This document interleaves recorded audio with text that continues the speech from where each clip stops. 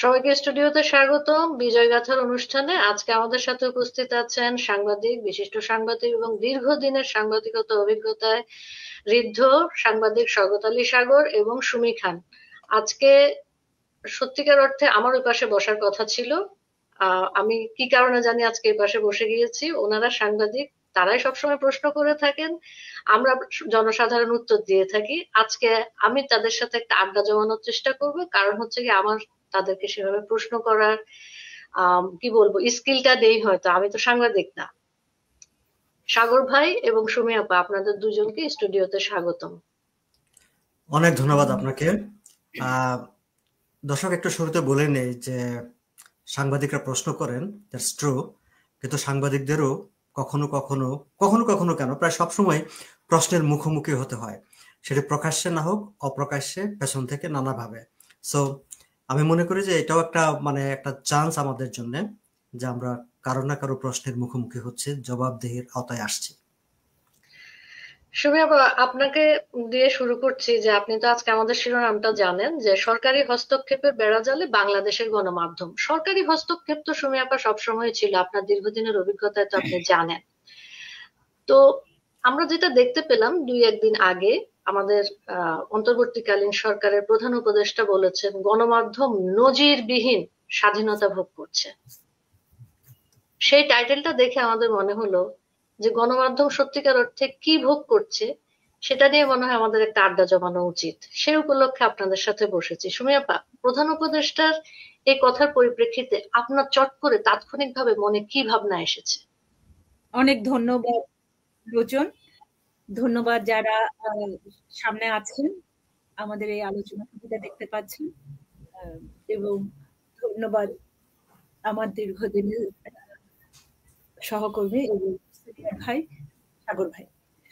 এখানে আমি শ্রদ্ধা রেখেই বলছি যে আমাদের প্রধান উপদেষ্টা আছেন, তিনি যে কথাটা বলছেন তিনি বাস্তবতা বসবাস করেন কিনা সেই ব্যাপারে আমাদের যথেষ্ট সন্দেহ আছে। কারণ সবাই জানে গণমাধ্যমে কম বেশি যারা কাজ করছেন, ইভেন যারা মিনিস্ট্রিমে আছেন বা তৃণমূলে আছেন, প্রত্যেকে আজকে বিপন্ন, তাদের প্রাণ বিপন্ন, তাদের কর্মক্ষেত্রে তারা বিপন্ন। অনেক ভিডিও ভাইরাল হয়েছে, প্রত্যেকটা প্রেস ক্লাব আক্রান্ত হয়েছে, প্রেস ক্লাবের সদস্যপদ বাতিল করা হয়েছে, আমাদের 20 বছরের এক্রেডিটেশন কার্ড সেই সব সবারই বাতিল। আমি ঢাকা সাংবাদিক ইউনিয়নের নারী বিষয়ক সম্পাদক, সদ্য নির্বাচিত আমরা গত মাসের নির্বাচনে। 5 তারিখে, অগাস্টের 5 তারিখে আমাদের অফিস, জাতীয় প্রেস ক্লাবের ভিতরে আমাদের অফিস তালা ভেঙে ভিতরে সবগুলো কাগজপত্র আগুন লাগিয়ে দিয়ে, এবং এখন ঢাকা শহরে কম বেশি অনেক হাজার সাংবাদিক কর্মহীন, সবাই কর্মচ্যুত। এখন এই অবস্থায় তিনি যদি বলেন যে স্বাধীনতা, তাহলে কেন চাকরি নেই? সবই তো কাগজে পত্রে, সবই প্রমাণিত, কেন চাকরি হারাতে হচ্ছে? কেন? ইভেন আমরা একটা জিনিস বলি লোচন মনে করবার জন্য, মতি ভাই মানব জমিন পত্রিকার সম্পাদক মতিউর রহমান, তিনি বলেছেন, তারই বক্তব্য ভাইরাল হয়েছে, আমরা যা দেখছি বলতে পারছি না, যা শুনছি লিখতে পারছি না, যা প্রমাণ করছি তা আমরা তুলে ধরতে পারছি না। একজন প্রথিতযশা সাংবাদিক, দীর্ঘদিনের প্রতিষ্ঠিত পত্রিকার সম্পাদক যখন এটা বলেন, আমি ছোট মানুষ, আমরা ক্ষুদ্র মানুষ, আমি আমার কথা বাদই দিলাম, তখন আমাদেরকে কি বলতে হয়? আমি শুধু একটা কথা বলি, অন্ধ হলে প্রলয় বন্ধ থাকে না। এবং এই বিপন্নতা থেকে সাংবাদিকদেরকে, গণমাধ্যমকে যথাশীঘ্র যদি তিনি মুক্ত না করেন, সেটা কিন্তু দেশের জন্য, সমাজের জন্য, বিশ্বের জন্য, ইভেন তার জন্য সেই জিনিসটা অসম্ভব বিপজ্জনক। বাস্তবতা সেটা সিপিজে বলেছে, কমিটি টু প্রোটেক্ট জার্নালিস্ট বলেছে, প্রত্যেকটি আন্তর্জাতিক সংগঠন সাংবাদিকদের সংগঠন তারা সেটা বলেছে। ধন্যবাদ সুমি আপা। সাগর ভাই, আমি আপনার সাথে একটা ইনফরমেশন শেয়ার করছি। আপনি নিশ্চয়ই জানেন, আমি আপনার ওয়ালে দেখেছি, আপনার ওয়াল থেকে সত্যিকার অর্থে আমার ইনফরমেশনটা নেওয়া। 5 মাসের স্বাধীনতার নমুনা আমি কি একটু পড়ে শোনাবো সাগর ভাই? নিশ্চয়ই। হুম। 600+ জন সাংবাদিকের বিরুদ্ধে মামলা হয়েছে 5 মাসে। 50 জনের বেশি গণমাধ্যম ও প্রেস অফিসে হামলা হয়েছে। 6 সাংবাদিককে হত্যা করা হয়েছে। 18 সাংবাদিক গ্রেপ্তার হয়েছেন। 100 জনের বেশি সাংবাদিক আহত। 1000 জনের বেশি সাংবাদিককে চাকরিচ্যুত পদত্যাগে বাধ্য করা হয়েছে। 96 জন সাংবাদিকের বিএফআইইউ কর্তৃক আর্থিক বিবরণী চাওয়া হয়েছে, বাংলাদেশ ব্যাংক যেটা চায় আর কি। 168 জনের প্রেস স্বীকৃতি বাতিল করা হয়েছে। 18 সাংবাদিকদের ব্যাংক অ্যাকাউন্ট জব্দ করা হয়েছে।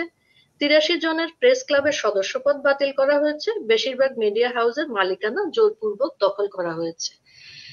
সাগর ভাই, এই ধরনের স্বাধীনতার নমুনা আপনি কি আপনার দীর্ঘ সাংবাদিকতার জীবনে দেখেছেন বা শুনেছেন? এই আলোচনা যাওয়ার আগে আমি আপনাকে যদি ঠিক গতকালের কিংবা এই গত 1-2 দিনের একটি প্রসঙ্গ একটু আলোচনা যদি টেনে নিয়ে আসি। 71 টেলিভিশন, আপনারা জানেন যে আপনি আপনার ভূমিকা বক্তব্যে এইমাত্র যে তথ্যগুলো উপস্থাপন করলেন তার মধ্যে আপনি বলেছেন যে অনেকগুলো মিডিয়া হাউসের মালিকানা পরিবর্তন হয়ে গেছে। আমি গত কয়েকদিনের মধ্যেই ডেইলি স্টারে একটা খবর বেরিয়েছে, আমি জানি না আপনার চোখে পড়েছে কিনা। সেই খবরটিতে বলা হয়েছে যে 8টি পত্রিকার সম্পাদক, দেখেন একটি পত্রিকার সম্পাদক তো মানে রাজনৈতিক পরিবর্তন হবে, প্রধানমন্ত্রীর পরিবর্তন হবে, মন্ত্রী সরকার সবকিছু পরিবর্তন হয়ে যাবে। পত্রিকা হচ্ছে একটা ইন্ডিভিজুয়াল ইনস্টিটিউশন, একটা স্বাধীন ইনস্টিটিউশন, কিন্তু তার সঙ্গে পত্রিকার সম্পাদক কেন বদল হতে হবে? কেন প্রাইভেট টেলিভিশনের হেড অফ নিউজ চাকরিচ্যুত হবে? কিন্তু ডেইলি স্টার একটা চমৎকার নিউজ বেরিয়েছে যে একটা ডিটেলস হিসাব দিয়ে যে কার স্থলে কাকে সরিয়ে দিয়ে কাকে নেওয়া হয়েছে, কোথায় কে সম্পাদক হয়েছে, হেড অফ নিউজ, এই সব কিছু হয়েছে। যাই হোক, 71 টেলিভিশনও তার একটি যেখানে প্রায় দখল হয়ে যাওয়া টেলিভিশন, আমি যদি বলি যে ম্যানেজমেন্ট, নিউজ ম্যানেজমেন্ট সবকিছু মিলিয়ে।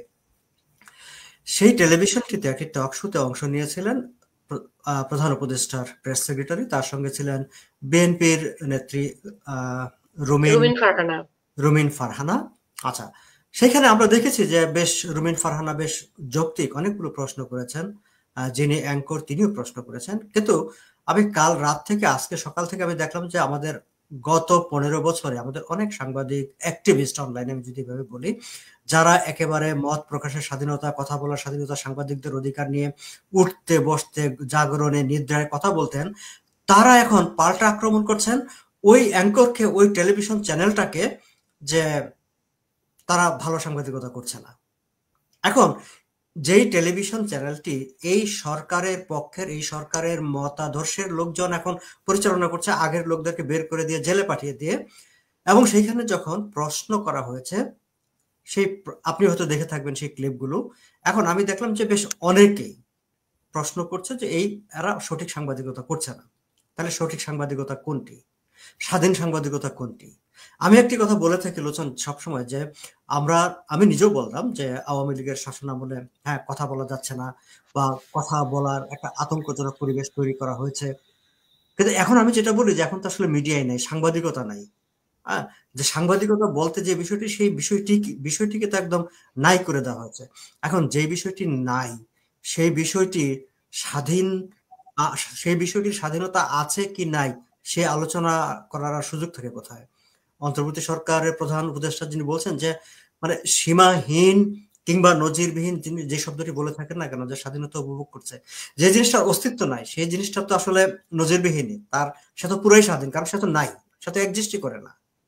বাংলাদেশে এখন তো সাংবাদিকতা এক্সিস্ট করে না, গণমাধ্যম এক্সিস্ট করে না, মিডিয়া এক্সিস্ট করে না। আপনি ডেইলি স্টারের রিপোর্টে যদি দেখেন, এরকম একটি রিপোর্ট, আমি আমি ধরেন কানাডাতে থেকে ওয়েস্টার্ন ওয়ার্ল্ডে এরকম একটি চিত্র প্রকাশিত হওয়ার পর যে পরিমাণ হইচই পড়ে যেত, কই আমি কিন্তু ধরেন আপনি যে চিত্রগুলো দিলেন সেগুলো তো আপনি ধরেন নানাভাবে এগুলো সংগৃহীত, ঢাকার পত্রিকা এতদিন আসে নাই, কোথাও আসে নাই, হ্যাঁ। কিন্তু যেইটি একটা ডেইলি স্টারের মতো পত্রিকা, যে পত্রিকাটিকে আমরা বলি যে এই পরিবর্তনের সমর্থক হিসাবে আমরা তাদেরকে দেখি, কিংবা এই বর্তমান যারা আছে অন্তর্বর্তী সরকার তাদের সমর্থক হিসাবে দেখি, তারা যখন এরকম একটি চিত্র গণমাধ্যমের ব্যাপারে তুলে ধরে, তখন কিন্তু আমরা কোথাও কোনো কথাবার্তা শুনতেও দেখি না, কোথাও উদ্বিগ্ন হতে দেখি না, কোথাও প্রশ্নও করতে দেখি না যে না তোমাদের বক্তব্য ঠিক না। কি বলবেন? এই হচ্ছে কি আমাদের গণমাধ্যমের মানে স্বাধীনতার অবস্থা, নজিরবিহীন স্বাধীনতা আমরা যেটা বলছি। এবং আমরা বিজয়ের মাস ডিসেম্বরেও দেখেছি গণমাধ্যমে এক ধরনের রাগ রাগ ঢাক ঢাক গুড় গুড়, এবং শিবির সাইদকে ফোকাস করে তাদের বিভিন্ন রকমের প্রচারণা প্রকাশনা এগুলো আমরা দেখেছি। এসবের পরিপ্রেক্ষিতে আমি সুমি আপার কাছে আসছি যে জুলাই আগস্টের, আমরা জুলাই জুলুম বলি বা জুলাই জার্গন বলি, যেটাই বলি, যেসব গুরুত্বপূর্ণ ঘটনা, যেমন বারবার উঠে আসছে যে আয়নাঘর যেটার অস্তিত্ব খুঁজে পাওয়া যায়নি, তারপরে 7.62 বোরের গুলি যেটা নিয়ে অনবরত আলোচনা হয়েছে এবং একজন উপদেষ্টা এটা নিয়ে কথা বলার কারণে তার দপ্তর চেঞ্জ করা হয়েছে, তারপর 69টা কেপিআই পুড়িয়ে দেওয়া হয়েছে, মেট্রো রেল সহ, পিটিভি সহ, এবং পুলিশ হত্যা হয়েছে। এই ধরনের গুরুত্বপূর্ণ বিষয় মিডিয়াতে কেন এলো না গত 5 মাসে? কি কারণে আসতে পারলো না? আপনার কি মনে হয়? মিডিয়া যদি স্বাধীন হয়ে থাকে, সরকারি হস্তক্ষেপ যদি না থাকে, তাহলে কেন এই খবরগুলো আসছে না নিউজ পেপারে? এখানে আমি বলছি, একটু আগে যে কথাটা আমি বলছিলাম সেটারই সূত্র ধরে বলছি। এবং যখন সাখাওয়াত স্যার আপনার স্বরাষ্ট্র উপদেষ্টা ছিলেন, প্রথমে তিনি ছিলেন, এবং তিনি যখন কথা বলছেন, আমি নিজে এটা কভার করেছি, আমি তার মন্ত্রণালয়ে ছিলাম। এবং আমি আমার অভিজ্ঞতা থেকে বলি, সেদিন ইসলামী ব্যাংকের সুমি আপার কি কারিগরি ত্রুটি ঘটলো? উনি ফ্রিজ হয়ে গেছেন। সাগর ভাই, আপনি এই বিষয়ে যদি কোনো রকমের কথা বলতে চান আপনি কিন্তু বলতে পারেন, কিন্তু কারণ আপনার এই বিষয়ে সর্ব অভিজ্ঞতাই আছে এবং আপনি নিউজগুলো ফলো করেছেন, আমি জানি যে। নিশ্চয়ই। আমি আমার একটু আগের আলোচনায় যে কথাটি বলেছিলাম যে বাংলাদেশে তো এখন আসলে মিডিয়া এক্সিস্ট করে না, গণমাধ্যম এক্সিস্ট, সাংবাদিকতা এক্সিস্ট করে না। তো যেখানে যে জিনিসটি এক্সিস্ট করে না, আপনি তাদের কাছে আশা করছেন যে এতগুলো বিষয় তারা কেন রিপোর্ট করলো না? তো যে এক্সিস্ট করে না সে কিভাবে রিপোর্ট করবে? এগেইন আমি যদি আবার ঠিক ধরে নিই যে হ্যাঁ, বাংলাদেশের সাংবাদিকতা আছে, সংবাদপত্র আছে। দেখেন, 5ই আগস্টের পরে বাংলাদেশের সামগ্রিক পরিস্থিতি যদি আপনি দেখেন, আমরা ঠিক জুলাই মাসের সময়টাতে আমরা দেখতাম কি সোশ্যাল মিডিয়াতে অনেকগুলো, আমরা ফেসবুক এরকম দেখেছি যে গত 15 বছর ধরে নাকি আমরা মানে কি টাইপ করতে গিয়ে বারবার একটা শব্দ লিখে আবার ব্যাক স্পেস দিয়ে আবার সেটা মুছে ফেলতাম। এরকম অনেক খুব ইমোশনাল, রোমান্টিক কিংবা বিপ্লবী অনেক কথাবার্তা আমরা শুনেছি। কিন্তু 5ই আগস্টের পর থেকে আমরা কি দেখলাম? যে আমরা দেখলাম, আপনি নিজেও যে ইনফরমেশন গুলো দিয়েছেন যে মিডিয়া দখল হয়ে গেছে, চাকরি গেছে, মামলা হয়েছে, এবং আরো একটা যে বিষয়টি হয়েছে সেটি হচ্ছে মব। হ্যাঁ, যে একটা মব কালচার তৈরি হয়েছে নানা জায়গায়, পলিটিশিয়ানদের, সাংবাদিকদের, বিভিন্ন পত্রিকা অফিসে অফিসে টেলিভিশনে গিয়ে হামলা করা, ভাঙচুর করা, এবং সেগুলোর কোনো বিচার না হওয়া। এমন একটা পরিস্থিতি যখন তৈরি হয়, তখন আপনি যত মানে অনুসন্ধানী সাংবাদিক কি হন না কেন, যত সাহসী সাংবাদিক হন না কেন, যখন একটা দেশের ললেসনেস বিরাজ করে, যখন আইন শৃঙ্খলা পরিস্থিতি বলতে কোনো কিছু থাকে না, সরকার আছে কি নাই, আমি একদম প্রথম থেকে একটি কথা বলতাম সবসময় যে আপনারা দায়িত্ব নিয়েছেন, ক্ষমতা নিয়েছেন, আপনারা সরকার, আপনি যে এক্সিস্ট করেন সেটা আমাদেরকে বুঝতে দিন, সেটা আমাদেরকে দেখতে দিন। কিন্তু আমরা কখনোই যে সরকার একটা দেশে এক্সিস্ট করে কিংবা প্রশাসন এক্সিস্ট করে সেটি কিন্তু আমরা বুঝিনি। এখন আমি যদি ধরেন আমাদের আরেকজন, আমার এক সময়কার সহকর্মী মাসুদ কামালের তিনি আমি কোন টেলিভিশন চ্যানেলটা ভুলে গেছি, কোন একটা টেলিভিশন চ্যানেল টক শোতে তিনি ছিলেন, তার সঙ্গে ছাত্র সমন্বয়কদের একজন ছিলেন, খুব সম্ভবত মাসুদ। আমি তার ওই বক্তব্যটা আমি এখানে আবার একটু শেয়ার করতে চাই। তিনি বলছিলেন যে দেখেন, আমি এই যে এখন আপনার সঙ্গে আপনি আমাকে প্রশ্ন করছেন, আমি এখন আপনার সামনে বসে এই টেলিভিশন চ্যানেলে আপনার স্টুডিওতে বসে আমি কথা বলবো, কথা বলে যাব, আমি হয়তো সরকারের দুটা সমালোচনা করব। আমি এখান থেকে আপনার স্টুডিও থেকে বের হওয়ার পর আপনার টেলিভিশনের দরজায় এই যে আমার সঙ্গে যে সমন্বয়ক আছেন, তার বন্ধু বান্ধব, সহকর্মী কিংবা তার সমর্থকরা ওখানে যে দাঁড়িয়ে নেই, এবং তারা যে আমাকে ওখানে মাইর দিয়ে বলবে না যে বেটা তুই সরকারের সমালোচনা, আমাদের কেন সমালোচনা করিস, কিংবা আমার বাড়িতে গিয়ে যে আক্রমণ করবে না, তার গ্যারান্টি কি? সো এই যে মাসুদ কামাল যে কথাটা বলেছিলেন, দেখেন এটি হচ্ছে বাস্তবতা। এবং এটি যখন কারো মাথায় গেঁথে যায় যে আমাকে যে কোনো মুহূর্তে যে কেউ আক্রমণ করতে পারে, আমাকে পিটাতে পারে, এবং পিটালে আমি তার কোনো প্রতিকার পাবো না, কেউ আমাকে প্রোটেকশন দিতে আসবে না। তো এরকম একটা পরিস্থিতিতে সাংবাদিকরা তো সমাজেরই অংশ, সমাজের মানুষ, তাই না? আপনার মতোই তো মানুষ। তো এরকম একটা পরিস্থিতি যেখানে ভয় কাজ করে যে কোনো মুহূর্তে মব এসে আমাকে অ্যাটাক করতে পারে এবং আমাকে কেউ রেস্কিউ করতে আসবে না, কোনো বিচার হবে না, তখন আপনি এই ধরনের বিষয় কেন? কোনো বিষয় নিয়েই তো সাংবাদিকদের আর কোনো কিছু মানে রিপোর্ট করার থাকে না। আমি আরেকটা জায়গায় দেখি যে সেদিন কোথায় একজন ফেসবুকে একটা প্রশ্ন করলেন যে একজন উপদেষ্টা ছাত্রদের মধ্য থেকে যারা উপদেষ্টা হয়েছেন কেউ একজন বললেন যে আমরা বঙ্গবন্ধুকে স্বীকার করি না। এবং তারপর থেকে আপনি দেখেন যে ঢাকার কোনো পত্রিকা, কোনো টেলিভিশন, যে পত্রিকাগুলো গত 20 বছর, আমি 15 বছর বলবো না, এমনকি বিএনপির শাসনামলেও যে পত্রিকাগুলো বঙ্গবন্ধুই লিখতেন, সেই পত্রিকাগুলো পর্যন্ত এখন আর বঙ্গবন্ধু শব্দটি ব্যবহার করে না। হ্যাঁ, সাগর ভাই, আমি এখানে একটা জিনিস বলতে চাই, সুমি আপাকেও বলতে চাই, এটা আমার ক্ষুদ্র অভিজ্ঞতা এবং ক্ষুদ্র জ্ঞানে আমার মনে হয়েছে যে যারা স্বাধীনতা বিরোধী, মুক্তিযুদ্ধ বিরোধী, তারা কি কোনো প্যারানয়াতে ভোগে বঙ্গবন্ধুকে নিয়ে? মানে ধরেন যে ইউনূস সাহেব, উনি কি বঙ্গবন্ধু হতে চেয়েছিলেন, হতে পারেননি দেখে ওনার এই ধরনের ব্যক্তিগত অসূয়া, তীব্র ঘৃণা এবং সমগ্র জামাত, মুক্তিযুদ্ধ বিরোধী সকলেরই কি এই ধরনের ধারণা? বিষয়টা বোধহয় এরকম না, কিন্তু আমার মনে হয় যে সুমি খান বলুক। সেটা না। হ্যাঁ সাগর ভাই, আমি এই জায়গাতে লোচন, আমি এই জায়গাতে একটা জিনিস ইন্ডিকেট করা শুধু না, মেনশন করতে চাই যে কে হতে চেয়েছে কে হতে চায়নি সেটা নয়। যে হতে চাইবে সে বঙ্গবন্ধু হওয়াটা এত সহজ নয়। তিনি তার আত্মজীবনী যে পড়েছে সে জানে যে বঙ্গবন্ধু আশৈশব, কৈশোর, তার তারুণ্য থেকে শুরু করে গান্ধীজির, আমি গান্ধীজির মিউজিয়ামে 65,000 বই আছে এবং যে গ্যালারি আছে সেখানেও ছবি আছে, তিনি গান্ধীজি মিটিং করছে সেখানেও সাইডে দাঁড়ানো বঙ্গবন্ধু। আচ্ছা, আপনি যে বললেন ইউনূস সাহেব হতে চেয়েছেন, হতে পারেননি, হতে চাওয়া হতে পারার বিষয় নয়। বঙ্গবন্ধু কি বঙ্গবন্ধু হতে চেয়েছিলেন? Not that. বঙ্গবন্ধু একটি পরাধীন দেশকে স্বাধীন করবার জন্য, যে দেশের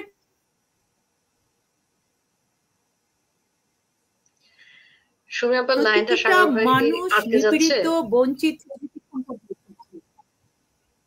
সম্পদ লুট হচ্ছে, হ্যাঁ, তো সুতরাং সেই মাতৃমুক্তিপণ বলে যেটা আমাদের কবি সাহিত্যিকরা বলে গেছেন, এই যে মাতৃমুক্তিপণ এবং তার এত সংগ্রাম, 3.5 বছর সময় পেয়েছেন বঙ্গবন্ধু। সেই 3.5 বছরে সংবিধান, একটি অসাম্প্রদায়িক সংবিধান থেকে শুরু করে তিনি একজন আইনজীবী ছিলেন, আইন পেশা প্র্যাকটিস না করলেও তিনি আইন বিষয়ে তিনি শিক্ষা গ্রহণ করেছেন, যে কারণে তার 7 মার্চের ভাষণ থেকে শুরু করে সংবিধান থেকে শুরু করে প্রত্যেকটা কিছু আইনের ধাপে শতভাগ তিনি প্রতিষ্ঠিত করেছেন এবং সারা বিশ্ব থেকে সংবিধান বিশেষজ্ঞদেরকে এনে সংবিধান করেছেন। কেন বলছি এটা? এর মধ্যে আমাদের সংবিধান পরিবর্তন নিয়ে যে দাবিগুলো হয়েছে, কেন বঙ্গবন্ধুর প্রতি শত্রুতা, ওই পয়েন্টে আসবার জন্য আমি এই কথাগুলো বলছি। কারণ হচ্ছে ভারতে 1947 সালে স্বাধীন হয়েছে, ওরা 53 সাল 54 সাল চেষ্টা করে 55-র দিকে এসে সংবিধান হয়েছে।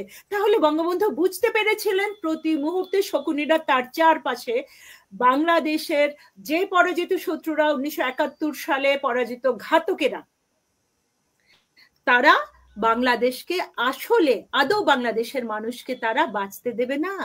যে কারণে তিনি প্রতিটি মানুষের মানবাধিকার নিশ্চিত করবার জন্য একটি অসাম্প্রদায়িক সংবিধান তৈরি করেছেন এবং প্রতিটি মানুষের অধিকার নিশ্চিত করেছেন, ধর্ম, বর্ণ, গোত্র নির্বিশেষে নারী পুরুষ সকলের সমানাধিকার। এই জায়গাতেই তাদের ভয়, এই জায়গাতেই গাত্রদাহ। যে কারণে আমি এখানে একটা জিনিস মেনশন করছি, এই যে আমি আমার একটা থিসিস পেপার আছে বিশ্ববিদ্যালয়ে, ওখানে তুলতে গিয়ে ওখানে আমি একটা জিনিস তুলেছিলাম যে কেন বুদ্ধিজীবী হত্যা, সাংবাদিক হত্যা, কেন সাংবাদিকরা টার্গেট, কেন বুদ্ধিজীবীরা টার্গেট। 1971 14 ডিসেম্বর যে বুদ্ধিজীবী হত্যা হয়েছিল আমরা সবাই জানি, তালিকা করে করা হয়েছিল। রাও ফরমান আলী যে তালিকা করেছিলেন তার নিজের ডায়েরি থেকে সেটা বাংলা করা হয়েছে, সেটা অনেকে পড়েছে। এই জায়গাতে আমি কয়েকটা লাইন পড়ছি। 25 মার্চ 1971 কালো রাতে বুদ্ধিজীবীদের নিধন যজ্ঞ কার্যক্রম। পরিকল্পিতভাবে 14 ডিসেম্বর 1971 সবচেয়ে বেশি সংখ্যক বুদ্ধিজীবী নিধন করা হয়েছিল। তাই বাংলাদেশের প্রথম প্রধানমন্ত্রী তাজউদ্দিন আহমেদ এই দিনকে শহীদ বুদ্ধিজীবী দিবস ঘোষণা করেন। বাংলা একাডেমি কর্তৃক প্রকাশিত শহীদ বুদ্ধিজীবী কোষগ্রন্থ 1994 থেকে জানা যায় 232 জন বুদ্ধিজীবী শহীদ হয়েছেন। এর পরের কথাতে আসি আমি। 1971 সালের ডিসেম্বরের 18 মতান্তরে 29 তারিখে বেসরকারিভাবে গঠিত বুদ্ধিজীবী নিধন তদন্ত কমিশন। এই কথাগুলো কেন উল্লেখ করছি?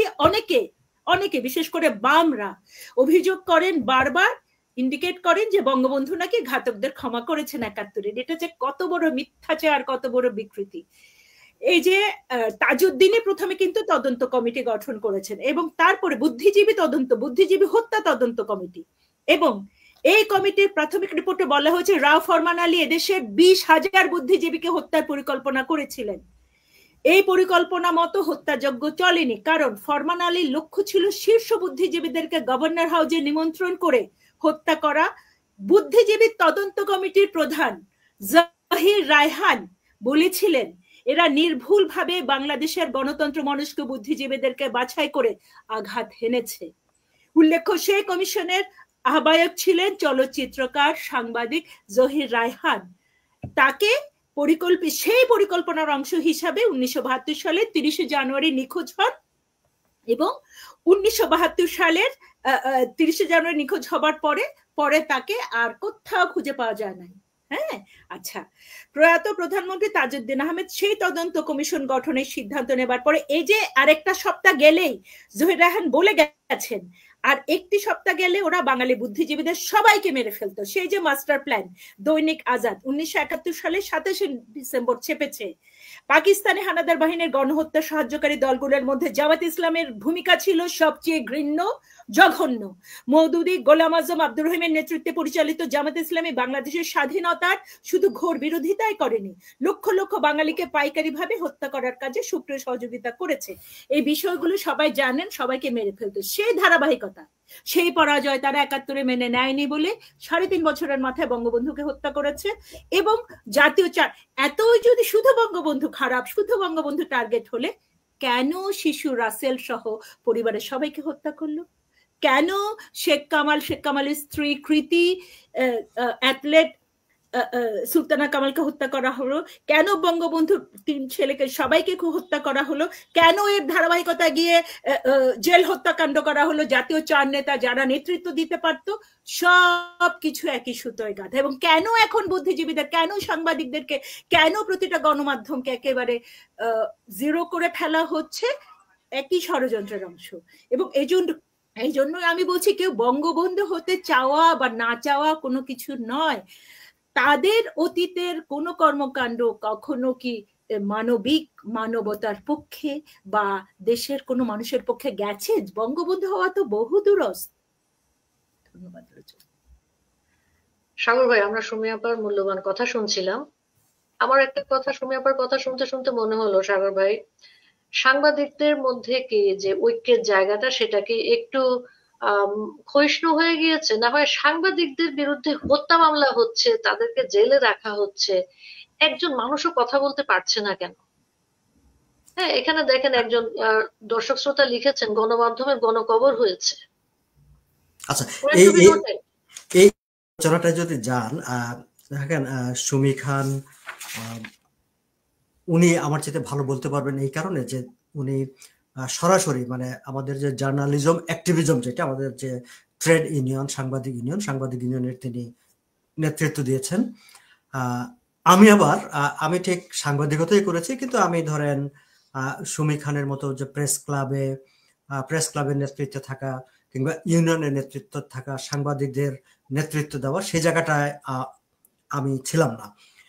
তারপরও একজন সংবাদকর্মী হিসাবে আমার যে অবজারভেশনটা দীর্ঘদিনের ঢাকায় সাংবাদিকতা করার জায়গা থেকে আমার নিজের দেখার, সেই জিনিসটা আমি বলি। এবং আমি অবশ্যই আশা করব যে সুমি খান এই জায়গাটায় উনি ওনার ইনপুট দেবেন, এই কারণে যে তিনি এই ঘটনাগুলোর পার্ট, তিনি একজন মানে সাংবাদিক নেত্রী তিনি। এই যে আপনি বিভাজনের কথা বললেন, বিভক্তির কথা বললেন, এই বিভক্তিটা যে আজকে হঠাৎ করে হয়েছে বিষয়টা কিন্তু তা না। আপনি দেখেন যে ঢাকায় সাংবাদিক ইউনিয়ন, ফেডারেল সাংবাদিক ইউনিয়ন, ঢাকা সাংবাদিক ইউনিয়ন দুটি ভাগে বিভক্ত ছিল, দুটি আলাদা করে সংগঠন ছিল। কিন্তু তখন কিন্তু এই প্রেস ক্লাবে দুটি সাংবাদিক ইউনিয়নেরই আলাদা আলাদা অফিস। পাশাপাশি আমরা বলতাম যে একটি হচ্ছে মানে আওয়ামী পন্থী সাংবাদিক ইউনিয়ন, আর একটা হচ্ছে জামাত বিএনপি পন্থী সাংবাদিক ইউনিয়ন, বাট দুটি সাংবাদিক ইউনিয়ন। এবং এই দুটি বিভক্তিটা হয়েছে কখন? 1992 সালে। সেটা কিন্তু আজকের কথা না। এবং বিভাজনের শুরুটা, আমি যদি ভুল না করে থাকি, আমি ভুল হলে সুমি খান ঠিক করবেন, সেটি কিন্তু হয়েছিল যে সেই সময়ে বেগম খালেদা জিয়া প্রধানমন্ত্রী, তিনি প্রেস ক্লাবে গিয়েছিলেন। সেখানকার একটা অনুষ্ঠানে খালেদা জিয়াকে কালো পতাকা দেখানো নিয়ে তারপরেই মূলত বিভাজনটা, ভাঙ্গাভাঙ্গিটা হয়ে যায়। কারণ আমি যতটুকু মনে পড়ে যে সেই সময়ে সুমি খানরা নেতৃত্বে ছিলেন, সেই সময় কালো পতাকা দেখানো নিয়ে অপরপক্ষ প্রশ্ন করেছিল যে আপনারা যে কালো বেজ ধারণ করবেন প্রধানমন্ত্রীর অনুষ্ঠানে, বা সেটা আমরা আগে জানলাম না কেন? হ্যাঁ, শুধু আপনারা সিদ্ধান্ত নিয়ে কালো বেজ, আমিও তো নিতে পারতাম। যাই হোক, সেগুলো হলো বাইরে থেকে শোনা জিনিস। কিন্তু মূলত সংগঠনটা সেই সময় ভেঙে গেছে। এবং সেই যে ভেঙেছে, তারপরে সাংবাদিক ইউনিয়ন রাজনৈতিক পরিচয়ে দুটি ধারা, দুটি সংগঠন এতদিন পর্যন্ত কাজ করেছে, আওয়ামীপন্থী সাংবাদিক ইউনিয়ন, বিএনপি জামাতপন্থী সাংবাদিক ইউনিয়ন। তাহলে বিভক্তি যদি বলি, বিভাজন যদি বলি, সেই তখন থেকেই তো হয়ে গেছে। এবং সেই যে হয়ে গেছে এবং এতটা বছর ধরে থেকেছে, সেই থাকার কারণেই কিন্তু মূলত সাংবাদিকতা পেশা বলি, ইউনিয়ন বলি, আমরা সামগ্রিকভাবে হুমকির মুখে, আমাদের জন্য হুমকি বেড়েছে, আমাদের অবস্থানগুলো দুর্বল হয়েছে। হ্যাঁ, একটি জায়গায় প্রেস ক্লাবটা কখনোই বিভক্ত হয়নি। প্রেস ক্লাবে আবার দুই পক্ষই থেকেছে, আলাদা একটা প্রেস ক্লাব হয়নি, আলাদা করে কমিটি হয়নি। শুধু এবারই আমরা দেখলাম যে সরকার পরিবর্তনের পর হুট করে এসে তারা কোনো কথা নাই বার্তা নেই, এসে প্রেস ক্লাব দখল করে বসলো, বললো যে না, তোমরা না, আমরাই প্রেস ক্লাবের নেতৃত্ব দেব। আর বাকি সাংবাদিক ইউনিয়ন, এই যে এত বছর, মানে আওয়ামী লীগের 15 বছরের সময় আমরা এত কথা বলি এদের বিরুদ্ধে, কিন্তু 15টা বছর ধরে কিন্তু প্রেস ক্লাবেই আরেকটি সাংবাদিক ইউনিয়নের অফিস ছিল, তারা সেখানে থেকেছে, বসেছে, মিটিং করেছে, সরকারের বিরুদ্ধে বক্তব্য দিয়েছে, সরকারের, আওয়ামী লীগ সরকারের বিরুদ্ধে কথা বলেছে, বিবৃতি দিয়েছে, সবই করেছে। কিন্তু এখন এসে কিন্তু বাকিটাকে আমরা একদম মানে নির্মূল করে দিলাম, যে বাকিরা আর কেউ কোনো কথাই বলতে পারবে না, প্রেস ক্লাবে তো আসার দূরের কথা, দেশে থাকতে পারবে না। এখন যেটি হয়েছে, এখন হয়ে গেছে সেটি যে কেবলমাত্র ওই যে জামাত বিএনপি পন্থী যে সাংবাদিক ইউনিয়নটি ছিল, কেবল তারাই থাকবে, তারাই আছে, বাকিদেরকে আমরা আর এখন কোথাও দেখি না। সো বিভাজনের জায়গাটা কিন্তু সেই 1992 সাল থেকে আনুষ্ঠানিকভাবে, তার আগে হয়তো মানে আইডিওলজিক্যালি নিজেদের মধ্যে বিভাজনটা ছিল, কিন্তু অফিসিয়ালি অ্যানাউন্সমেন্ট করে সেই 1992 সাল থেকে আজকে পর্যন্ত আমরা বিভাজিত হয়ে আছি। আমি সেই জায়গাটায় একটা, আপনি যদি আমাকে সময় দেন, একটু আমার ভাবনা যোগ করতে চাই। সুমি খান ওনার গবেষণার সহ প্লাস ওনার অবস্থানের জায়গা থেকে চমৎকার ভাবে ব্যাখ্যা করেছেন, কিন্তু আমি আরেকটা জায়গা থেকে একটু দেখতে চাই। সেটা হচ্ছে, আপনি দেখেন যে এই, আমি খুব দূরে যাব না, আমরা ঠিক জুলাই আগস্টের আন্দোলনের সময়টার দিকে যদি তাকাই, যে এই ছাত্ররা, ছাত্র সমন্বয়করা সেই সময় যে গানগুলো তারা ব্যবহার করতো, সবই কিন্তু মুক্তিযুদ্ধের গান, জাগরণের গান, দেশপ্রেমের গান।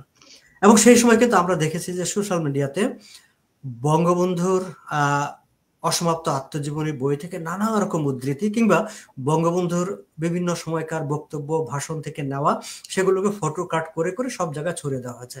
অর্থাৎ তারা আন্দোলনের জন্য, স্পিরিট পাওয়ার জন্য, তারা নিজেদেরকে উজ্জীবিত করার জন্য তারা কিন্তু বঙ্গবন্ধুতেই আশ্রয় নিয়েছে। সাগর ভাই, উজ্জীবিত করার জন্য না মানুষকে বিভ্রান্ত করার জন্য?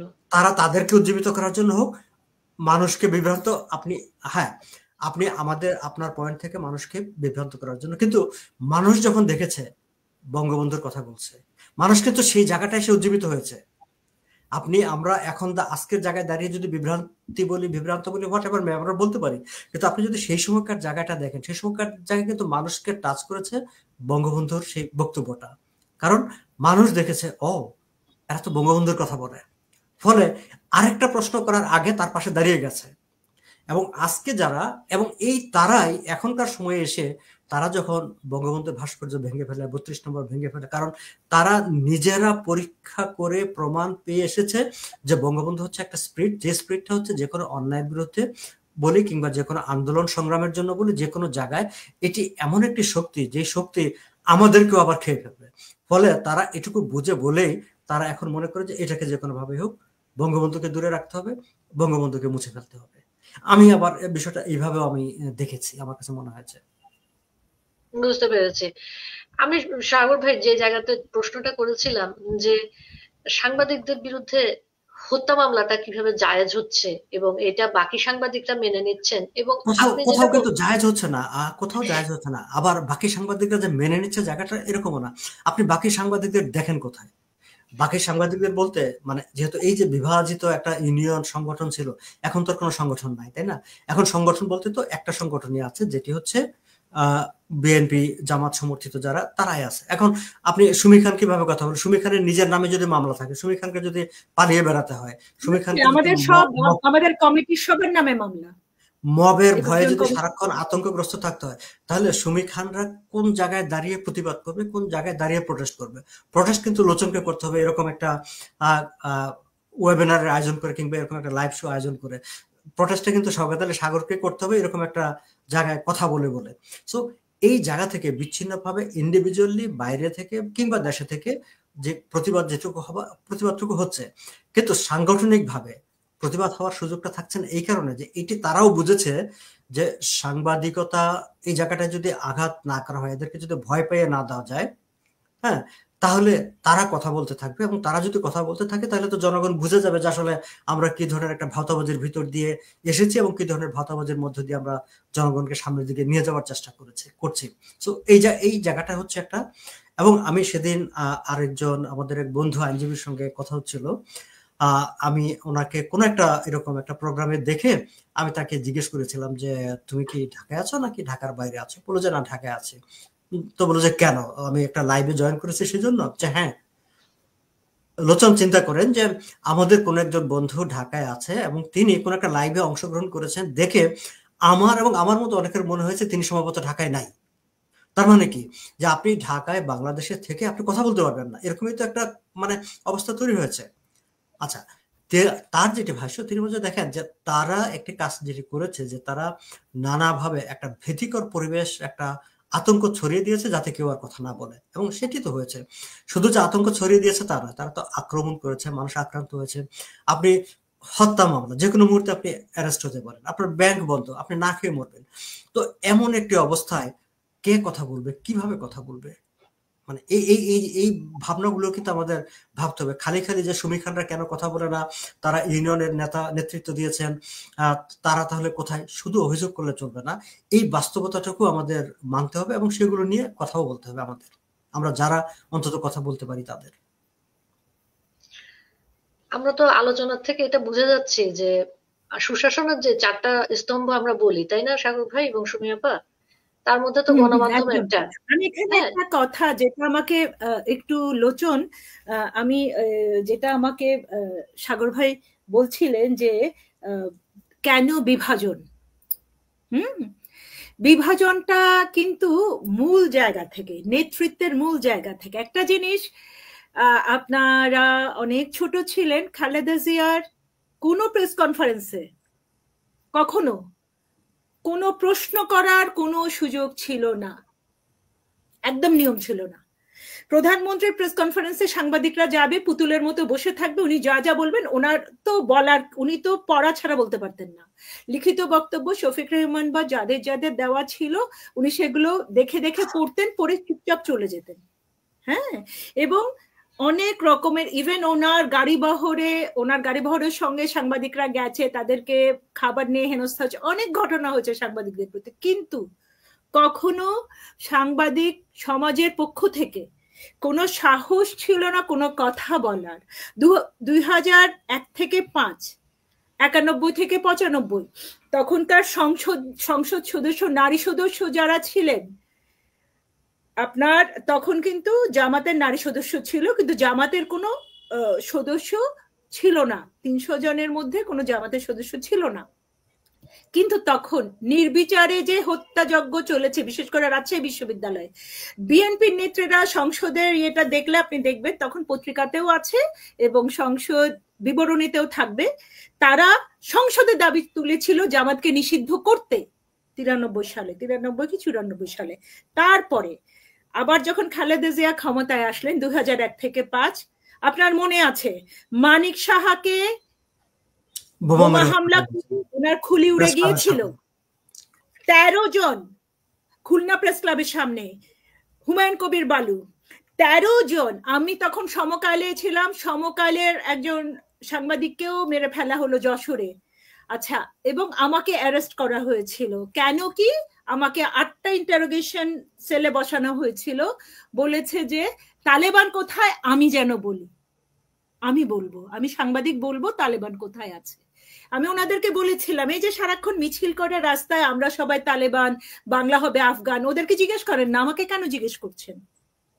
কিন্তু তখনকার পরিস্থিতি এখনকার পরিস্থিতির সবচেয়ে ভয়ঙ্কর যেটা ফারাক, সেটা হলো তখন আমি ডেইলি স্টার গ্রুপের সাপ্তাহিক 2000-এর চট্টগ্রামে কাজ করতাম। তখন আমি 2001 থেকে 5 পররাষ্ট্রমন্ত্রী মোর্শেদ খানের সঙ্গে কোন কোন সন্ত্রাসী ঘুরে বেড়াচ্ছে, তাদের হাতে কি কি অস্ত্র আছে, সব বিবরণী তুলে ধরেছে। আমির খসরু 8 জন খুনের মামলার আসামির সঙ্গে ঘুরছেন, তার বক্তব্য দিয়ে প্রমাণ সহ দিয়েছি। মীর নাসির, কিভাবে মীর নাসিরের ড্রাইভার কতজন থেকে টাকা নিয়ে কিভাবে তাদেরকে মালদ্বীপ এখানে ওখানে ফেলে এসছে, কি বিপন্ন, তাদের মায়ের ইন্টারভিউ নিয়ে মীর নাসিরের ছেলে কি করে টাকা পয়সা লেনদেন করছে, কত টাকা নিচে ছবি নিয়ে সেই রিপোর্ট করতে পেরেছি। এবং আমাকে যখন অ্যারেস্ট করেছে, প্রথম আলো সম্পাদক মতিউর রহমান, ডেইলি স্টারের সম্পাদক মাহফুজা নাম, আমার পত্রিকা যেহেতু ওনার ছিল, আমার মাননীয় সম্পাদক সাদাত চৌধুরী সহ চট্টগ্রামের তখনকার মেয়র মহিউদ্দিন চৌধুরী, আব্দুল্লাহ আবু সাইদ স্যার, আমি যেহেতু বিশ্ব সাহিত্য কেন্দ্রের সঙ্গে 93 থেকে আছি, আব্দুল্লাহ আবু সাইদ স্যার সহ সকলের একটা জোরালো ভূমিকা ছিল। সাইদ স্যার বলেছিলেন আইজিকে যে ও আমার সঙ্গে এত বছর কাজ করে, যদি ওর বিরুদ্ধে কোনো প্রমাণ তোমরা না পাও ফল ভালো হবে না। আজকে সেই শক্তিগুলো কেউ নেই। ফারাকটা এখানে, আজকে আমাদের 20 জনের বেশি সাংবাদিক জেলে, প্রেস ক্লাবের সাধারণ সম্পাদক শ্যামল দত্ত সহ, 71 টিভির ফুরজানা রূপা, শাকিল সহ, আমার সাবেক সহকর্মী সহ সাংবাদিকরা বিপন্ন, অনেক সাংবাদিকের রগ কাটা হয়েছে, সব বিবরণ, সবগুলো আমরা প্রমাণ তথ্য পাচ্ছিও না, সবাই জানাতেও পারছে না। চাকরিচ্যুত কেন? কেন? কেনই অসহায়ত্ব? কেন?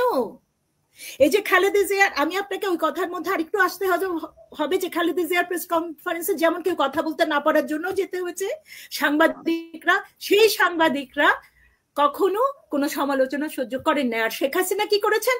এই যে 5 আগস্টে ওনাকে দেশ থেকে বের করে দেওয়া হলো, সম্ভবত 2 কি 3 তারিখ আগস্টে আমি ডিইউজি থেকে গেছি, বাদলদা, সুভাষচন্দ্র বাদলদা প্রেস কাউন্সিলের দায়িত্বপ্রাপ্ত প্রধান, ওনার কাছে আরো কয়েকজন, বাসসের একজন সাংবাদিক গেছেন, আরেকজন হচ্ছে গিয়ে আমাদের সময়ের নাইম ভাইয়ের পত্রিকার বাংলাদেশ প্রতিদিনের নঈম নিজামের এলাকার কুমিল্লার এক সাংবাদিক, সে ছাত্রদল করা, তার সাংঘাতিক রকম সমস্যা হয়েছে, তাকে অনুদান দিতে হবে।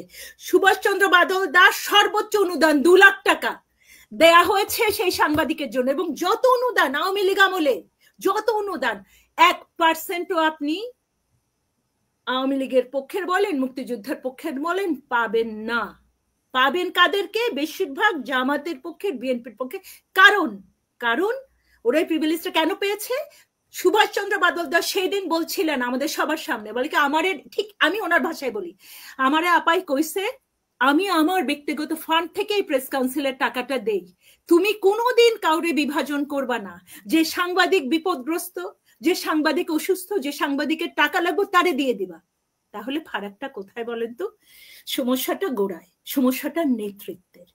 এখন আমি ককে ফলো করি বলে কজা বলছে আমার তা করতে হবে, ভালো কথা, কিন্তু আমি তো জানি আমি কি ভোগ করেছি। একটা দেয়ালের এপাশে ওই পন্থী, এপাশে এই পন্থী। এই যে একটু আগে সাগর ভাই বললেন, কোনোদিন আওয়ামী লীগ আমলে বিএনপি পন্থী, জামাত পন্থী যারা, না প্রেস ক্লাবে না কোথাও, আমরা ঢাকা রিপোর্টার্স ইউনিটিতে এত গল্প, এই যে জিতেছে ইলেকশনে, আপনি দেখেন তো গত 15-20 বছরে ক্র্যাবে বলেন, ডিইউজেতে বলেন, ডিআরইউতে বলেন, জামাত বিএনপি পন্থী সাংবাদিকরা জিতে এসেছে তো, বা এনিহাউ ওরা তো জিতে এসেছে। ইভেন ঢাকা রিপোর্টার্স ইউনিটির জায়গাটা কাদের? গোপালগঞ্জ সমিতির। এখনো কাগজে পত্র গোপালগঞ্জ সমিতি। কই কখনো শেখ হাসিনা হস্তক্ষেপ করে বলেছে, বা গোপালগঞ্জের লোক গিয়ে বলেছে আমাদের সরকার ক্ষমতায়, তোমরা উঠো? বের করে দিব? নো, করেনি। সুতরাং ওই জায়গাতে একজন সাংবাদিক, আমার কথা হলো যে কোনো পত্রিকার যে কোনো মতে যে কোনো পথে থাকবে, কিন্তু সত্যিটা তো বলতে হবে। আপনারা যে সুবিধা পেয়েছেন, আপনারা অনুদান পেয়েছেন, আপনারা ডিইউজের অনুদান, ডিআরইউর অনুদান, আলাদা আলাদা যে ফান্ডগুলো, আমি যে কিভাবে লড়েছি, কিভাবে, আমি নারী বিষয়ক সম্পাদক বলে নারীদের জন্য না, আমি অনেক কয়েকজনের টাকা উদ্ধারও করে দিয়েছি যারা 5 বছর 10 বছর ধরে পাচ্ছে না, এবং তারা বিএনপি পন্থী সাংবাদিক, কারণ আমি দেখেছি তারা টাকাটা পাচ্ছে না। তো সুতরাং এই জায়গাতে আমি আমার দায়িত্বটা আমি পালন করেছি। অন্যরা, আপনি বলুন যে শওকত মাহমুদ বিএনপি নেতা, ওনার পর্যন্ত সদস্যপদ বাতিল করেছে এবার, ওদের গ্রুপিং এর মধ্যে যারা জামাতপন্থী না, যারা সে বিএনপি পন্থী হলেও তার এবারের মতো এক্সট্রিম জিঘাংসা, এরকম জিঘাংসা তো মানুষের থাকে না, এতটা জিঘাংসা মানবিক। এই যে আমার সারা আপার কথা বলতে হচ্ছে, ব্যারিস্টার সারা হোসেন পর্যন্ত বলেছেন যে এই মামলাগুলি কোনোটা টিকবে না। সুতরাং এইভাবে যে মামলা, নির্বিচার মামলা, কেন ওনারাও জানেন কিন্তু টিকবে না, ওনারা তো আইন ভালো বোঝেন, কেন করছেন? হয়রানি করো, হয়রানি করো, দিস ইজ সিকনেস, এই যে আতঙ্কগ্রস্ত করে ফেলা, সবাইকে ভয় দেখে। হ্যাঁ, পাড়া প্রতিবেশী মানুষজন বউ বাচ্চা ফেলে, একজন দিনমজুর বলছে যে আমাকে আত্মহত্যা করতে হবে, আমার বউ বাচ্চাকে আমি 3 মাস, যখন 3 মাস হয়েছে, অগাস্ট সেপ্টেম্বর অক্টোবরে বলছে এরকম, আজকে 5 মাসের পর কোথায়? আরেকটা ভিডিও ভাইরাল হচ্ছে হজে গিয়ে, ওখানে গিয়ে একজন হাজি হজ করতে গিয়ে এটা উনি ভাইরাল করেছেন, উনি কি দোয়াটা করছেন যে ওনাদের বিপন্নতায় ওনারা চাইছেন, আল্লাহর কাছে বলছেন যে আমাদেরকে একটু মুক্তি দাও এই বিপন্নতা থেকে। কেন এটা হবে? আপনারা তো সবাই শিক্ষিত, অনেক বিদ্যা দিগ্গজ, অনেকে নোবেল জয়ী থেকে শুরু করে বিশ্বের সর্বোচ্চ শিক্ষিত, এইটুকু সেন্সিবিলিটি কেন থাকবে না?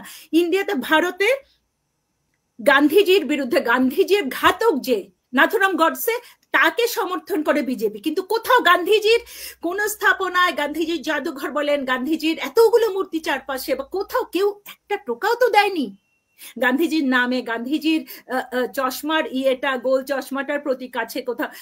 রাজীব গান্ধী, ইন্দিরা গান্ধী কংগ্রেসের বিরুদ্ধে ফাটাফাটি করো, সংসদে করো, কিন্তু যখন শেখ হাসিনাকে এখানে ইন্ডিয়াতে আনার ব্যাপারে সিদ্ধান্ত হচ্ছে তড়িৎ, তখনও মোদি সবগুলো দলের সাথে বসে মিটিং করেছে। সেই যে রাজনৈতিক যে পারস্পরিক শ্রদ্ধাবোধটা, সহাবস্থানের জায়গাটা, আমাদের ছোট্ট একটা দেশ, কেন সেটা নষ্ট হয়েছে? এটার পরিণতি কয়টা জেনারেশন? আজকে ভাই ভাইকে আক্রমণ করছে, পাশের বাসায় আক্রমণ করছে, এখানে কুপিয়ে দিচ্ছে, ওখানে কুপিয়ে দিচ্ছে, মোটরসাইকেলে করে এখানে হামলা করছে। আমি যে কথাটা বলতে গিয়ে কেটে গেল, সাখাওয়াত এটা একটু বলছিল জন, সাখাওয়াত স্যারের সামনে ফোন আসছে, কার ফোন এসছে?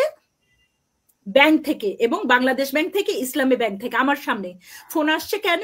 যে এই যে গুলি করেছে ছাত্রদলের ছেলে, সমকালে বড় করে রিপোর্ট এসেছিল ওই দিন, ছাত্রদলের ক্যাডার, সে গুলি করেছে কারণ তাকে এসালমের মালিক টাকা দিয়েছে যে যেভাবে পারো গুলি করে আমার ব্যাংকটা উদ্ধার করো। এখন সে গুলি করে দিল, ইনজুর্ড হলো, কিন্তু ওর মামলা নেবে না। আমার সামনে আমরা আরো কয়েকজন সাংবাদিক ছিলাম, এবং আমার পাশে পুলিশের আইজি ছিলেন, একদিকে র্যাবের ডিজি ছিলেন, আমি ছিলাম। সাখাওয়াত স্যার যেহেতু আমাদের সাথে সাংঘাতিক রকম সম্মানজনক সম্পর্ক, স্যার ভীষণ রকম রেসপেক্টফুল আচরণ করেন সাংবাদিকদের সাথে। আমি দেখছিলাম স্যার কি পরিমাণ ব্যতিব্যস্ত, বলছেন কি আমি এক্ষুনি মির্জা ফখরুল সাহেবকে ফোন করছি। আমার সামনেই মির্জা ফখরুলকে ফোন করলেন, বললেন যে এটা কি করতে হয়। তারপর আবার আরেকটা ফোনে, একসঙ্গে 3-4টা ফোন, আরেকটা ফোনে আবার পুলিশ ফোন করছে, স্যার জিডি নেবো কিনা? উনি বলছে অবশ্যই জিডি নেবে, এইভাবে ইনজুর্ড করেছে, কেন জিডি নেবে না? ওই দিক থেকে হয়তো উপর থেকে ফোন আসছে, না ছাত্র দলের বিরুদ্ধে জিডি নেওয়া যাবে না। এটা তো আমি তো আর অধিকারটা শুনছি না, এদিকে স্যারের নার্ভাস তো স্যার হচ্ছেন না একদম, আর আর্মি অফিসার, কিন্তু ওনাকে ব্যতিব্যস্ত করা হয়েছে। আপনি ওনাকে একটা পদ দিয়েছেন, কিন্তু ওনার সিদ্ধান্ত নেবার ক্ষমতাটা দেননি। এই যে আপনি বললেন যে 7.62 যে এটা স্নাইপার গান দিয়ে গুলি করা হলো, সেটা তো স্যার প্রথমেই বলেছিলেন এটা পুলিশের নয়। এবং আমি একজন সাংবাদিক, যে রাবার বুলেটে মারা গেছিল, আমি হসপিটালে ছিলাম, মর্গে ছিলাম, শেষ পর্যন্ত ছিলাম, আমি দেখেছি পুলিশের উপর অত্যাচারও দেখিয়েছে, এবং জুলাই মাসে যখন ওরা পরিকল্পিতভাবে করছে, ওগুলো চোখের সামনে হওয়া। প্রেস ক্লাবে আগুন দিচ্ছে আমার চোখের সামনে, আমরা দেখছি হঠাৎ করে প্রেস ক্লাবে এরকম। এত পরিকল্পিত না হলে 32 নম্বর পুড়িয়ে দেওয়া, সুধা সদন, ভাই সুধা মিয়া একজন বিজ্ঞানী ছিলেন, সুধা সদন।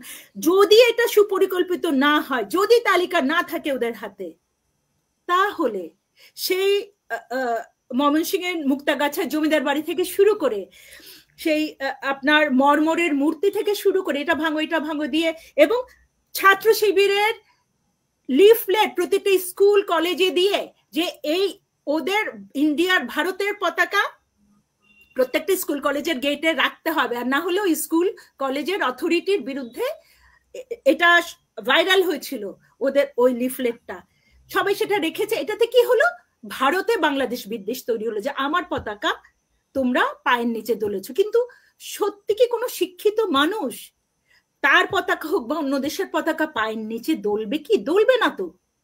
তাহলে এটা কি হলো, এই ষড়যন্ত্রগুলো কাদের সেটাও তো তলিয়ে দেখতে হবে, সেটাও তো ভাবতে হবে প্রতিটা নাগরিকের।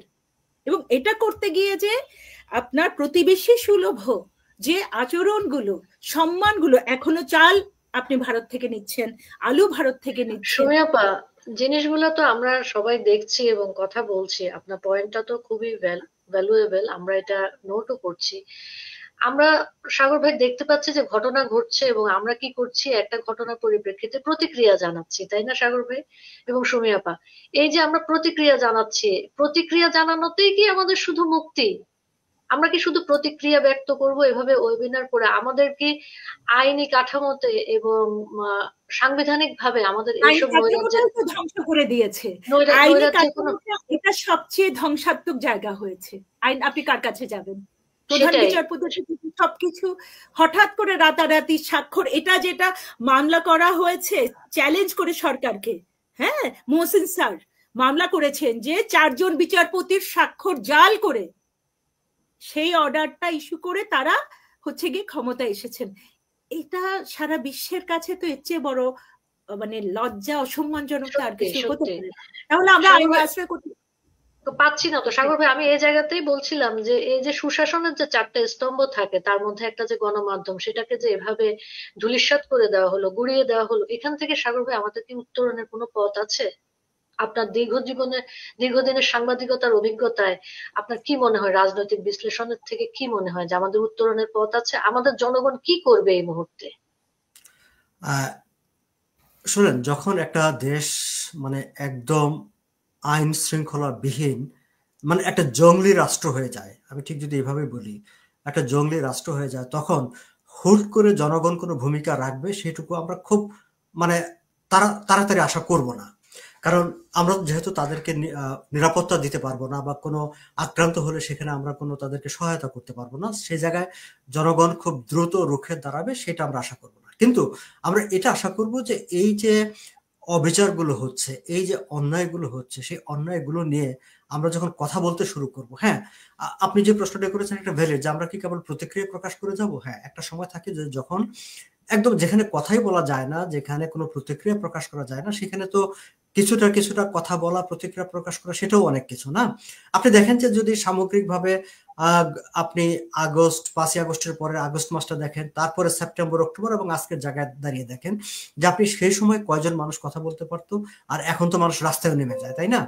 সো জায়গাটা হচ্ছে এরকম। আমাকে মানে একটা জঙ্গলি শাসনের বিরুদ্ধে আপনি যখন কোনো কিছু প্রতিকার চাইবেন, আপনাকে একটু সময় নিয়ে কথা বলতে বলতেই আপনাকে এগোতে হবে। সো এখন আমাদেরকে কথা বলতে হবে, কথা বলতে বলতে আমরা সংগঠিত হব, এবং সংগঠিত হতে হতে অবশ্যই এখন যেহেতু যে প্রশ্নটা উঠেছে, এবং যদি মানে গণমাধ্যম থেকে রাজনীতির দিকে যাই, রাজনীতিতে যে প্রসঙ্গটা এসেছে যে একটি গ্রহণযোগ্য নির্বাচন, এবং আমি এইভাবেই ভাবি যে আসলে একটা নির্বাচন না হওয়া পর্যন্ত একটা পলিটিক্যাল গভর্নমেন্ট, আমি রিপ্রেজেন্টেটিভ গভর্নমেন্ট শব্দটাও বলছি না, আমি অন্য কোনো শব্দ ব্যবহার করছি না, আমি পলিটিক্যাল গভর্নমেন্ট বলছি। যখন একটা পলিটিক্যাল গভর্নমেন্ট থাকে, দেখেন পলিটিক্যাল গভর্নমেন্টের কোনো না কোনো কিছু না কিছু দায়বদ্ধতা থাকে, কিছু না কিছু তাদের চক্ষু লজ্জা থাকে। কারণ পলিটিক্যাল গভর্নমেন্টকে অ্যাটলিস্ট তার নিজের দলের লোকদের কাছে তো যেতে হয়, আবার নিজের দলের লোকদেরও আত্মীয় স্বজন অন্য দলে আছে, সবকিছু মিলে। ফলে বাংলাদেশে একটা ইলেক্টেড গভর্নমেন্ট, একটা নির্বাচিত সরকার না হওয়া পর্যন্ত এই অবস্থার বাইরে কোনো পরিবর্তন আমরা আশা করতে পারি না। ফলে আমাদের এখন, আমি নিজে মনে করি, এটা হচ্ছে আমার ব্যক্তিগত ভাবনা, যে আমাদের যত বেশি সম্ভব এই মুহূর্তে একটা নির্বাচনের জন্য চাপ তৈরি করতে হবে। এবং অবশ্যই এই সরকারের অধীনে নির্বাচন সুষ্ঠু হবে কি হবে না সেটা মির্জা ফখরুল ইসলাম সংশয় প্রকাশ করেছেন, এবং তার সংশয়ের সঙ্গে আমি একমত, আমি সেটা সমর্থন করি। কিন্তু আমি মনে করি যে একটা নির্বাচন না হওয়া পর্যন্ত আসলে আমরা এই পরিস্থিতি থেকে বেরিয়ে আসা আমাদের জন্য একটু কঠিন হবে। ধন্যবাদ সাগর ভাই। সুমি আপা, আপনাকে যদি আমি একটু বলতে বলি যে এই অবস্থা থেকে উত্তরণের, এই যে সাংবাদিকদের উপরে হত্যা মামলা, জুলুম, জেল এগুলো হচ্ছে এবং গণমাধ্যমের টুটি চেপে ধরা হয়েছে, এই অবস্থা থেকে উত্তরণের জন্য আমরা যারা কথা বলছি, যারা অ্যাক্টিভিস্ট বা আপনারা বলছেন যে অ্যাক্টিভিজম জার্নালিজম করছেন, আমরা কি ধরনের ভূমিকা রাখতে পারি? আমরা কিভাবে ঐক্যবদ্ধভাবে প্রেসার ক্রিয়েট করতে পারি? আপনার এই ধরনের জায়গায় আপনার মতামতটা কি? এখানে লোচন, আমি একটা কথাই বলবো যে গণমানুষ যেখানে আক্রান্ত সেখানে গণমানুষকেই একতাবদ্ধ হতে হবে সর্বস্তরের, এবং আমাদের সাংবাদিকদের, বিএফইউজি, ডিওজের যে সকল স্তরের নেতাকর্মী যারা আছে তাদেরকে সংগঠিত হতেই হবে। তারা, আমি বলবো আমাদের যারা উপরের লেভেলের নেতারা আছেন তারা এখনো যদি সোচ্চার না হন তাহলে পরবর্তীতে কিন্তু তারা সাধারণ সাংবাদিকদের কাছে কিন্তু আর দাঁড়াতেই পারবেন না, ওনাদের কিন্তু কোনো মুখই থাকবে না। ইতিমধ্যে কয়েকটা জেনারেশনের সাংবাদিকতা নষ্ট হয়ে গেছে, অনৈতিক, অপেশাদার, অনেককে প্রশ্রয় দিয়ে যারা পেশাদার, যারা সৎ, তাদেরকে কিন্তু অনেক নানাভাবে হেনস্থা করা হয়েছে, হচ্ছে, কর্মহীন রাখা হয়েছে, হচ্ছে। গত 15 বছরেও অনেককে কর্মহীন রাখা হয়েছে। কিন্তু যারা করেছেন, যারা সুবিধা পেয়েছেন, তাদের অন্তত আজকে যদি সোচ্চার না হন, তারা, এতগুলো প্রেস ক্লাব ভাঙচুর হলো, এতগুলো প্রেস ক্লাবে, সারা দেশে প্রেস ক্লাব আক্রান্ত হলো, সাধারণ মানুষ সেটা দেখছে, এবং গণমাধ্যমের ভূমিকা সমাজের দর্পণ, সেই ভূমিকাটা সঠিকভাবে পালন করতে না পারলে, প্রথম আলো আক্রান্ত হয়েছে, প্রথম আলোকে সবাই দেখেছে ভিডিওতে, যে প্রথম আলোর সম্পাদক বাইতুল মোকাররমে গিয়ে মাফ চেয়েছিল কার্টুন আঁকার জন্য, কার্টুন করার জন্য, সে কার্টুনিস্টকে জেল খাটানো হয়েছে, কিন্তু কার্টুনিস্টকে কিন্তু সেই আশ্রয়টা প্রথম আলো দেয়নি। কার্টুনিস্টকে পরে বিদেশিরা এসে, একজন বিদেশির আশ্রয় তিনি যেতে পেরেছিলেন, তাও অনেকদিন কারাভোগ করার পর। এটা কিন্তু কাঙ্ক্ষিত না। এখন এই সংকটকালেও যদি গণমাধ্যম কর্তৃপক্ষ, গণমাধ্যম এর নীতি নির্ধারকরা যদি শির দ্বারা সোজা করে না দাঁড়ান, সময়, খারাপ সময় বেশি দিন থাকে না, অন্ধকারের শেষে আলো আসবেই। সংগঠিত হওয়া ছাড়া কোনো উপায় নেই। যে কোনো মানুষকে সংগঠিত হতে হবে, মুক্তিযুদ্ধের পক্ষ শক্তিকে সংগঠিত হতে হবে, কারণ আমাদের প্রতিটি ধূলিকণা রক্ত স্নাত। 30 লাখ শহীদের রক্ত, 3.5 লাখ বীরাঙ্গনা সহ নির্যাতিতা নারীর রক্তে, এবং তারপরে অসংখ্য ব্লগার থেকে শুরু করে 2025 পর্যন্ত, 2024-এও জুলাই আগস্টে যে মানুষগুলোকে হত্যা করা হয়েছে, কারা করেছে, কেন করেছে, সেগুলোর সুনির্দিষ্ট তথ্য প্রমাণ সহ আসবেই, একদিন আসতে হবেই। কারণ সত্য এতটাই শক্তিশালী, দিবালোকের মতো পরিষ্কার, সেটা একদিন আসবেই। মিথ্যা দিয়ে বেশিক্ষণ, মিথ্যা এত ঠুনকো, মিথ্যা দিয়ে বেশিক্ষণ থাকা যাবে না। এখন সোশ্যাল মিডিয়ার যুগ। এবং আমি একটা জিনিসই বলবো, আমার কথা, সুমি আপা, আপনার কথার জের ধরে আমি সাগর ভাইকে একটা প্রশ্ন করতে চাই। মিথ্যার কথা যেটা বলা হলো সাগর ভাই, এটা আমার বহুদিনের আগ্রহ, এই জায়গাটা কথাটা জিজ্ঞেস করার কারণ আপনাদের অভিজ্ঞতা, আপনাদের সাংবাদিকতার জায়গা থেকে আপনারা এটা ভালোভাবে ব্যাখ্যা করতে পারবেন। সাগর ভাই, আমাদের দেশের এরকম দৈন্য কেন হলো যে আমরা ইলিয়াস, জুলকারনাইন সাহেব, এই কনক সারোয়ার, এইসব লোকজনকে আমরা সাংবাদিক মেনে নিয়ে এদের যা বলছে, যেসব মিথ্যা বিভ্রান্তিমূলক জিনিসপত্র বলছে, সেগুলা নিয়ে আমাদের জনগণ মাতামাতি করছে, তাদের পিছনে ঘুরছে। এই জায়গাটা কিভাবে তৈরি হলো, কখন তৈরি হলো সাগর ভাই? আপনার কি এই জায়গায় কোনো পর্যবেক্ষণ আছে?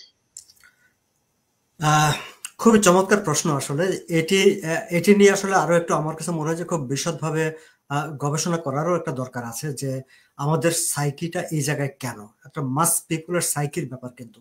এবং এই জায়গাটা আমার বিভিন্ন সময় কিন্তু মনে হয়েছে যে দেখেন, মানে একটি কথা বলা হয় না যে যখন গুজবের কথা বলা হয় তখন বলা হয় যে যদি আপনি ইনফরমেশনকে যদি আপনি ইনফরমেশনের ফ্লোটাকে যদি আপনি বাধাগ্রস্ত করেন তাহলে গুজবের তৈরি হয়। আপনি মানে প্রপার যারা আপনার জন্য ইনফরমেশন নিয়ে কাজ করবে, প্রপার চ্যানেলটাকে যদি আপনি নার্সিং না করেন, যদি আপনি অনার না করেন, ইন্ডিপেন্ডেন্টলি কাজ করতে না দেন, স্বাধীন সাংবাদিকতাকে যদি আপনি উৎসাহিত না করেন, তখন হয় কি যে নানা জায়গায় নানা কিছুতে মানুষ আঁকড়ে ধরার চেষ্টা করে। যেমন ধরেন আপনি যদি গত 15 বছরের জায়গাটা ধরেন, 15 বছরে একটি জিনিস দাঁড় করানো হয়েছে। হ্যাঁ, 15 বছরে আওয়ামী লীগের বিরুদ্ধে কথা বলা গেছে, শেখ হাসিনার সরকারের সমালোচনা করা গেছে, আবার এটি কিন্তু দাঁড়িয়ে গেছে, এটি কিন্তু মানুষ বিশ্বাস করেছে বা বিশ্বাস করানো গেছে মানুষকে, ও না এই সময় তো কোনো কথা বলা যায় না। মানে কিছু কিছু ঘটনা ঘটে গেছে, যে ঘটনাগুলোর এত বেশি প্রচার হয়েছে যে ধরেন হয়তো জগন্নাথ কলেজের একটা মেয়ে ফেসবুকে কিছু একটা বললো বা কি বললো, তাকে আপনি জেলে আটকে রাখলেন, এবং সেটা এমন প্রচার হয়েছে যে বিষয়টা মনে হচ্ছে যে ও এই গভর্নমেন্ট একটা বাচ্চা মেয়ে কি বললো ফেসবুকে তার জন্য তাকে জেলে দিয়ে রেখেছে, তার মানে তো এই গভর্নমেন্ট কাউকে কথাই বলতে দেয় না। তো এই যে এরকম পরিবেশ পরিস্থিতি নানাভাবে যখন তৈরি হয়, তখন হয় কি যে কোনো জায়গা থেকে দাঁড়িয়ে কেউ যখন সরকারের বিরুদ্ধে কথা বলে কিংবা একটা এস্টাবলিশমেন্টের বিরুদ্ধে কথা বলে, তখন যারা এই এস্টাবলিশমেন্টটাকে বা এই সরকারটাকে অপছন্দ করতে শুরু করে, তারা মনে করে নো ম্যাটার হোয়াট, একজন তো কথা বলছে, তার পিছনে গিয়ে দাঁড়িয়ে যায়, এবং তাকে দেখে দেখে আরো মানুষ দাঁড়িয়ে যায়।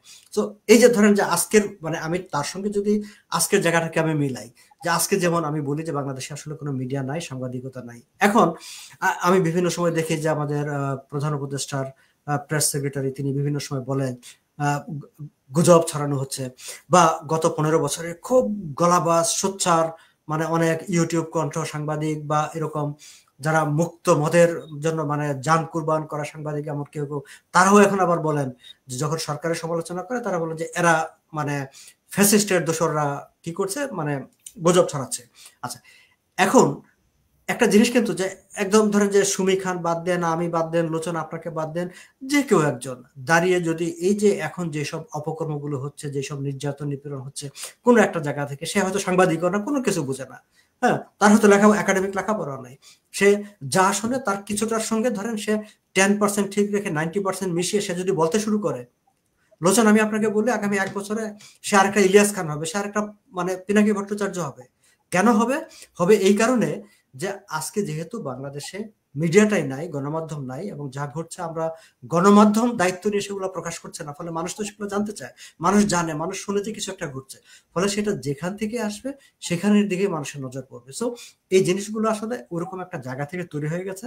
আর একটা জায়গা যে মানুষের তো একটা যেই অংশগুলো আপনি ধরেন আমাদের মুক্তিযুদ্ধের যে মূল স্পিরিটটাকে যারা বিরোধিতা করে, বা অসাম্প্রদায়িকতাকে যারা বিরোধিতা করে, যারা মানে সাম্প্রদায় মানে প্রগতিশীলতাকে যারা বিরোধিতা করে, তারা যখন তাদের মনের মতো কিছু কথাবার্তা আপনার কোথাও পায়, তারা সবাই তাদের দলবল নিয়ে সেখানে গিয়ে দাঁড়িয়ে যায়। সো তারা ঠিক সেইভাবে তাদের একটা অংশের প্রতিভূ হয়ে এভাবে দাঁড়িয়ে গেছে। লোচন আপনি তো তাকে সাংবাদিক মনে করেন না, বা আমি তাকে সাংবাদিক মনে করি না, বা সুমি খান কিংবা আরো 5 জন সাংবাদিক হয়তো তাকে সাংবাদিক মনে করে না, কিন্তু ওই মানুষগুলোই তাকে মনে করে ত্রাণকর্তা, কারণ তার সাইকেল সঙ্গে তাদের সাইকেলটা মিলে যাচ্ছে সেই জায়গা থেকে। সাগর ভাই, বিষয়টা এরকম দাঁড়িয়ে গেছে যে এন্টি এস্টাবলিশমেন্টের বিরুদ্ধে কথা বলতে গিয়ে আমরা যেটা এন্টি এস্টাবলিশমেন্ট মুভমেন্ট বলি, এটা অ্যাক্টিভিস্টরা তাই হয়, তারা সবসময় এন্টি এস্টাবলিশমেন্টের বিরুদ্ধেই থাকে। তো আমরা এন্টি এস্টেট হয়ে যাচ্ছি কেন? এটা হচ্ছে কারণ হচ্ছে আমরা যেহেতু দেশটাকে ওন করি না লোচন, আমরা যদি দেশটাকে ওন করতাম, দেশের মানুষকে ওন করতাম, তাহলে আমরা সরকারের বিরোধিতা করতে গিয়ে, সেটা আজকের বলি, আগের বলি, ভবিষ্যতের বলি, যে কোনো সময় আমরা যদি দেশটাকে ওন করি, দেশের মানুষকে ওন করি, তখন আমরা কিন্তু আসলে দেশের মানুষ, দেশ, সেটাকে প্রায়োরিটি দেব, দিয়ে আমরা সে দেশের বিপক্ষে যে ভূমিকা রাখছে তার বিরোধিতা করব। কিন্তু আমরা যদি দেশটাকে ওন না করি, তাহলে তো আমরা অ্যান্টি স্টেটই হব। কেন হব না?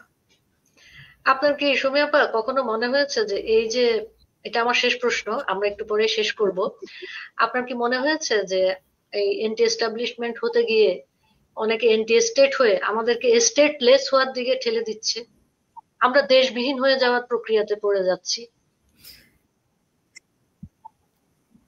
লোচন, এন্টি এস্টাবলিশমেন্ট কথাটাই তো একটা ভণ্ডামি। কারণ আমি কয়েকজনকে চিনি যারা এন্টি এস্টাবলিশমেন্ট মুভমেন্টের, এক একজন এরকম কয়েকজনকে চিনি যারা অন্যের সম্পদ, কোটি কোটি টাকার সম্পদে থাকার পরও হাজার হাজার কোটি টাকার অন্যের সম্পদ লুটছে। তো তিনি এন্টি এস্টাবলিশমেন্টের কবি, সাহিত্যিক বা লেখক তারা, এবং কত অল্প বয়স থেকে এই যে এতটা লোভ যার মধ্যে এস্টাবলিশমেন্ট করার, হাজার হাজার কোটি টাকার সম্পদে থেকে, তারা এন্টি এস্টাবলিশমেন্ট মুভমেন্ট। অ্যাকচুয়ালি এখানে মানিক ভাইয়ের কথা আমার বলতে হচ্ছে, সম্মানিত বিচারপতি, শ্রদ্ধেয় বিচারপতি শামসুদ্দিন চৌধুরী মানিক, আমি তার কথা মনে হচ্ছে আজকে, তিনি 2022-এ একটা ইন্টারভিউ নেবার সময় তিনি একটা কথা বলেছিলেন যে চায়না বিপুল পরিমাণ অর্থ, চায়না, পাকিস্তান এবং তার সাথে আমেরিকা ছড়ানো হয়েছে গণমাধ্যমে। আমি জানি না কতটুকু সত্যি, কতটা বাস্তবতা, তবে তিনি বলেছেন যে তাদের কাছে অনেক, তাদের গবেষণায় এবং তাদের ইয়েতে অনেক কিছু তারা প্রোপাগান্ডাগুলি করা, মিথ্যা কথা ছড়ানো। গোয়েবলসীয় কথা, যেটা একটু আগে সাগর ভাই বললেন, যে গোয়েবলস ছিলেন হিটলারের ঘনিষ্ঠ সহযোগী, যার তত্ত্বটাই ছিল একের পর এক মিথ্যা বলে যাও বলে যাও বলে যাও বলে যাও বলে যাও, সেই মিথ্যাটাই সত্যি হয়ে যাবে। কিন্তু মিথ্যাটা সত্যি হয় না, এটা আজকে পর্যন্ত প্রমাণিত। কারণ মানুষ, সাধারণ মানুষ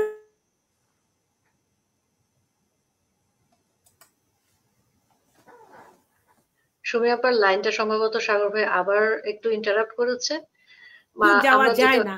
এবং আমরা দেখছি ক্যানাডাতে পর্যন্ত আজকে কি হচ্ছে। আমরা আসাদকে দেখেছি সিরিয়াতে আসাদের বাবার মূর্তিতে গিয়ে পেশাব করছে। তাহলে সব দেশে দেশে মূর্তির উপর পেশাব করা, ভাস্কর্যের উপর পেশাব করাকে একটা কালচার। লাইনটা হ্যাঁ এখানে কেন জানি না আজকে ডিস্টার্ব করছে। তো বলছে এটা তো কোনো ধর্ম হতে পারে না। আপনি আপনার সংস্কৃতি, আপনার শেকড়, আপনার মাতৃভূমি, আপনার জাতীয়তা, প্রত্যেকটা দেশে রাজনীতির মত পার্থক্য থাকবে। আমি এটুকু বলেই শেষ করব, রাজনীতির মত পার্থক্য মানে আপনার জাতীয়তার, আপনার দেশ, আপনার সমাজের বিরুদ্ধে যাওয়াটা নয়। এর চেয়ে বড় বেআইনি। সাগর ভাই আমি দুঃখিত যে সুমি আপা আবার কেটে গেছেন, উনি ইন্টারনেট বোধহয় প্রবলেম হচ্ছে, ওনার ইন্টারনেট প্রবলেম হচ্ছে। আমরা তো সাগর ভাই জানি যে কালার রেগুলেশনের পরে আপনার যে সংস্কৃতি আছে, আপনার যে ঐতিহ্য আছে, সেগুলোর উপর আঘাত আসবে। ইউক্রেনে এসেছে, অন্যান্য দেশে এসেছে, আমাদের দেশেও আসছে। এখন জনগণকে সেই জায়গা থেকে প্রতিরোধ গড়ে তুলতে হবে, এবং গণমাধ্যমের ভূমিকা সেই ক্ষেত্রে একটা বিশেষ ভূমিকা থাকার কথা, থাকে বলেই গণমাধ্যমকে এভাবে অবরুদ্ধ করা হয়েছে, যেন তারা কোনো ভূমিকা পালন করতে না পারে। এটাই আর কি, তাই না সাগর ভাই? তো আমরা যেটা আলোচনা করলাম এবং কথা বললাম অনেকক্ষণ ধরে, 1 ঘন্টা ধরে কথা বললাম, মানুষ এত লম্বা কথা শুনেও না, সত্যি কথা সাগর ভাই, যেটা মানুষ এখন ছোট ছোট ক্লিপ শুনে, ছোট ছোট ক্লিপ দেখে। আপনার কি মনে হচ্ছে আমরা এই প্রোগ্রাম থেকে কি নিয়ে যাচ্ছি? গণমাধ্যমের ভূমিকা কি আবার রিস্টোর হবে? গণমাধ্যম কি সুশাসনের যে 4টা স্তম্ভ তার একটা স্তম্ভ হিসেবে কাজ করতে পারবে অদূর ভবিষ্যতে? সে ধরনের কোনো সম্ভাবনা কি আমাদের হাতে আছে? আমরা শুধু হতাশার কথা বলতে চাই না সাগর ভাই। না, আমি কিন্তু আশাবাদী। দেখেন, মানে এখন তো আমি বলি যে এটা একটা মানে গ্লোবাল ভিলেজ না, সারা বিশ্ব তো একসাথে দাঁড়িয়ে গেছে। বাংলাদেশে হয়তো একটা ভিন্ন রকম একটা আলাদা পরিবেশ এখন বিরাজ করছে। বাংলাদেশের ভেতর থেকে অনেকে কথা বলতে পারছেন না, কিন্তু কথা তো হচ্ছে। এখন তো ইন্টারন্যাশনাল মিডিয়ার ফোকাস পড়ছে বাংলাদেশের দিকে। আমরা অনেক কিছু, বাংলাদেশের সাংবাদিকরা অনেক কিছু বলতে পারছে না, যেগুলো ইন্টারন্যাশনাল মিডিয়া পিক করছে। তারা কথা বলছে, বাংলাদেশের মানুষ বাইরে থেকে জানছে। এবং বাংলাদেশের মানুষ যখন বাংলাদেশের কথাটা বাইরে থেকে জানবে, তখন কিন্তু ভেতর থেকে একটা চাপ তৈরি হবে যে তাইলে আমার মিডিয়া কেন বলছে না। এবং তখন তার সঙ্গে কিন্তু ওই মিডিয়াকে অ্যাডজাস্ট করতে হবে, তাকে কিছু কিছু বলতে শুরু করতে হবে। এবং আবারও বলি যে একটি রাজনৈতিক সরকার যখন আসে, সেই রাজনৈতিক সরকারটি যত স্বৈরাচারী হোক না কেন লোচন, এটা রাজনৈতিক সরকারকে শেষ পর্যন্ত তাকে দিনের শেষে তার দলের নেতা কর্মীদের মুখোমুখি হতে হয়। ফলে সে এখনকার যে অবস্থাটা, এই যে অন্তর্বর্তী সরকারের নামে এখনকার যে একটা মানে এক ধরনের একটা কি বলবো এটাকে অটোক্রেসি বলবো, আসলে একটা অ্যানার্কিক গভর্নমেন্ট, একটা শাসন যে চলছে, এরকম পরিস্থিতি কিন্তু কোন একটা পলিটিক্যাল গভর্নমেন্ট করতে পারে না। হ্যাঁ, সো আমি মনে করি যে যেহেতু নির্বাচনের দাবি উঠতে শুরু করেছে, আমরা সেই নির্বাচনের দাবিটাকে আরো জোরদার করব, এবং একটা পলিটিক্যাল গভর্নমেন্ট যখন আসবে, ইলেক্টেড গভর্নমেন্ট যখন আসবে, পরিবেশ অবশ্যই পাল্টাবে। এবং একটা পলিটিক্যাল গভর্নমেন্ট থাকলে প্রত্যেকটা মানুষ তার মতো করে তখন স্ট্রাগল করতে হবে। কিন্তু সেই অ্যানার্কিক গভর্নমেন্টের স্ট্রাগল আর পলিটিক্যাল গভর্নমেন্টের স্ট্রাগল দুই রকম হয়। কারণ এখন যেহেতু অ্যানার্কিক গভর্নমেন্ট হলো কি যে আপনি জাস্ট আপনার প্রাণের কোনো মানে নিশ্চয়তা নাই, কিন্তু পলিটিক্যাল গভর্নমেন্টের সময় যে আপনি মাইর খাবেন কিন্তু আপনার প্রাণহানি ঘটার আগেও একটু মানে একটু ওরাও চিন্তা করবে যে ও আমার তো একটা জবাবদিহির জায়গা আছে। ফলে আমি মনে করি যে এই অবস্থাটা তো আজীবন তো প্রশ্নে আসে না, কিন্তু খুব যে দীর্ঘ সময় থাকবে, খুব যে এই জার্নিটা যে খুব লম্বা হবে তাও না। সুসময় তো অবশ্যই আসবে। মানুষের বিজয় অবশ্যম্ভাবী। মানুষ যখন সাফার করে সেই সাফারিংসটা খুব বেশি লম্বা হয় না, মানুষ একসময় ঘুরে দাঁড়ায়। মানুষ কথা বলতে শুরু করেছে, মানুষ ঘুরেও দাঁড়াবে, এটুকু আমি বলতে চাই। সুমি আপা, আপনি আবার যোগ দিয়েছেন, আপনাকে ধন্যবাদ, এবং সাগর ভাইকেও ধন্যবাদ, কারণ আমাদের প্রোগ্রাম 1 ঘন্টার বেশি হয়ে গিয়েছে। আমাদের নিশ্চয়ই আবার কথা হবে, আবার দেখা হবে। আমরা এই অনুষ্ঠান থেকে এই কথাটুকুই নিয়ে যাচ্ছি যে প্রশ্ন করা জারি রাখতে হবে। অবশ্যই কথা বলতে হবে, প্রশ্ন জারি রাখতে হবে, প্রশ্ন জারি রাখতে হবে। বড় বিষয়, এটা নিয়ে আপনারা আরো যেন করতে থাকেন। এই বিষয়গুলো বারবার মানুষের মাঝে আনতে হবে, বলতে হবে, কথা বলতে হবে সবাইকে। প্রশ্ন করা জারি রাখতে হবে, এবং লড়াইটা এখান থেকেই শুরু হয়, প্রশ্ন করা থেকেই শুরু হয়। আমরা বিজয় গাথার অনুষ্ঠান দিয়ে আপনাদের কাছে কিছু প্রশ্ন রেখে গেলাম, যে গণমাধ্যম কেন সরকারি হস্তক্ষেপের মুখোমুখি, গণমাধ্যমকে এর থেকে মুক্ত হওয়ার উপায় কি, সে বিষয়ে আমরা আলাপ করলাম। কারণ নির্বাচন এবং নির্বাচিত সরকার ব্যতীত এই ধরনের এনার্কি এবং এই ধরনের মবক্রেসির থেকে মুক্তি পাওয়ার সেই অর্থে কোনো সুযোগ নেই। দেশকে ওন করতে হবে। দেশকে ওন করলে সকল সমস্যাই নিজেরা সমাধান করা যায়। দেশকে ওন করতে হবে এবং দেশ বিরোধীদেরকে রুখে দিতে হবে। আমাদের বিজয় গাথার কথা আজকে এই পর্যন্তই। সাগর ভাই এবং সুমি আপা, আপনাদেরকে অসংখ্য ধন্যবাদ। দেখা হবে, কথা হবে। আপনাকে অনেক ধন্যবাদ। সুমি খানকে ধন্যবাদ। অনেকদিন পরে সুমি খানের সঙ্গে আমি ধন্যবাদ সবাইকে। হ্যাঁ।